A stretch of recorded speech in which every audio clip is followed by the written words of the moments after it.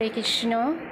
আজকে বানাচ্ছি চিলি এঁচড়। এঁচড়গুলোকে ডুমো ডুমো করে কেটে নুন দিয়ে সেদ্ধ করে নিয়েছি আর ব্যাটার করেছি। ময়দা দিয়েছি 2 চামচ আর কর্নফ্লাওয়ার 4 চামচ দিয়ে আদা লঙ্কা বাটা, নুন হলুদ দিয়ে আর কাশ্মীরি লঙ্কা গুঁড়ো দিয়ে আমি ভালো করে এঁচড়গুলোকে ভেজে তুলে নিয়েছি। এবার তেলের মধ্যে আমি হিং আর গাজর দিয়ে ভালো করে নেড়ে ক্যাপসিকাম আর আদা টমেটো কাঁচা লঙ্কা বাটা দিয়ে ভালো করে কষে নিয়ে নুন হলুদ কাশ্মীরি লঙ্কা গুঁড়ো কাঁচা লঙ্কা আর জাগেরি পাউডার দিয়ে ভালো করে নেড়ে নিয়ে আমি জল দিয়ে দিয়েছি।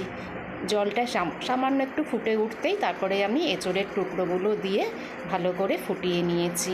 আর সোয়া সস ভিনিগার আর টমেটো সস আমি 1 চামচ করে দিয়ে ভালো করে একটু নেড়ে নিয়েছি।